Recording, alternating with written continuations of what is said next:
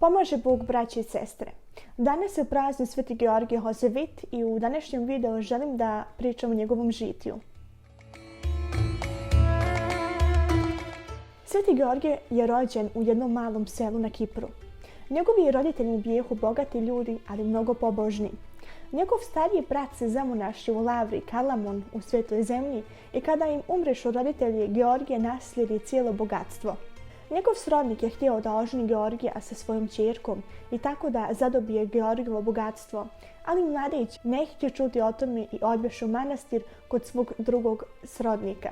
Ali se prepirke i dalje nastavljaše, tako da Georgije potajno napusti Kipar i otide u Svetu zemlju da se pokloni svetinjama i kod svog brata imaše želju da se tamo zamonaši.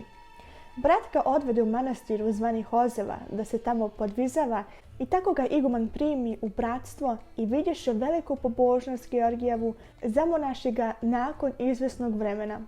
Zajedno sa svojim bratom monahom Iraklid su se strogo podvizavali, nisu uopšte pili vina, jeli su sa prljavih tanjira, živjeli su pobožni, nikad se nisu svađali. Starac Iraklid imađaše veliku smirenost i krotost, a Georgije veliko poslušanje i smirenje. Otprilike u svojoj 70. godini monah Iraklid se upokojiše. Njegov brat, pak ostavši sam u keliji, tugovaše i plakaše za bratom svojim, nastavljajući hrabro svoj način življenja i podviga i bi voljen od svih. Sveti Georgije se vratiše u Hozevitski manastir i nastavi da se tamo dalje podvizava. Bog mu podari čin proroštva i čudotvorstva. Kada su Perzijanci stigli do Damaska, narod se mnogo ustrašio.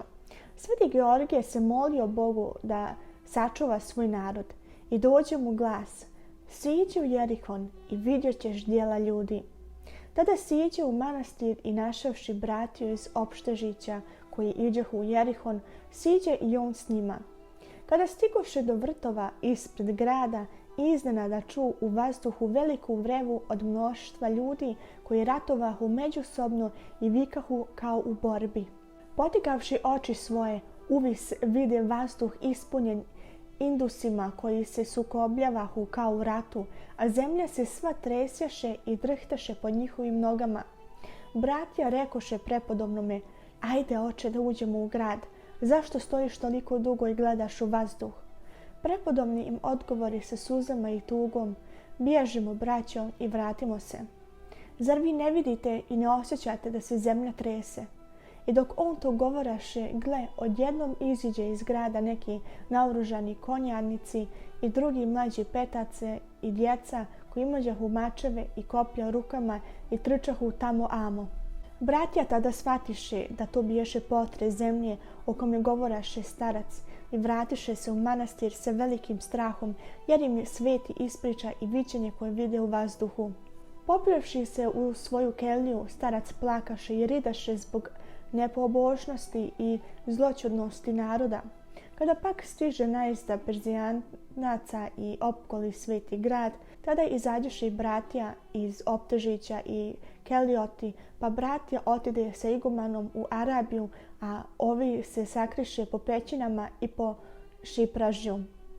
Među njima biješe i ovaj prepodobni starac, jer ga mnogo moliše bratja da se i on sakrije sa njima. Saraceni pažljivo pretresuše svu dolinu i ispitivahu Brđane o njihovoj imovini, pa pošto pronađoše starca i mnoge druge oce, pohvataše ih i prevedoše u drugi potok i odvodeše u ropstvo. Svetoga pak Georgija, pošto ga vidješe siromašnog i vrlo slabog i pobožnog, poštovahu njegov način života.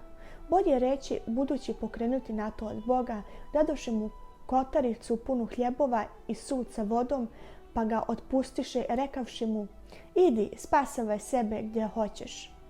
On siđe noću do Jordana i biješe tamo dok Perzijanci ne prođoše kroz Jerihon, odlazeći za Damask i vodjeći sa sobom i zarobljenike iz svetog grada. U manastiru on svakodnevno poučavaše i utvrđivaše bratiju koja se bila vratila. Nakon dugog podvizništva se razboli Sveti Georgije i iznadjaše se ubrzo napustiti ovaj svijet. Čekao je svog učenika Antonija, blagoslovi ga, okrenuo se ka istoku i reče: Izađi sada, dušo moja, izađi u Gospodu. Pošto to reče, 3 puta predade duh svoj Gospodu, koji se u njemu i s njim podvizavao tim dobrim i čestnim podvigom. Tako se preseli ka Gospodu, kao kada neko korakom prelazi sa mjesta na mjesto, veoma mirno i spokojno, predajući očigledno duh u ruke Božje. Njegovi mošti i dan danas počivaju u tom manastiru. Divan je Gospod u svjetima svojim. Amin.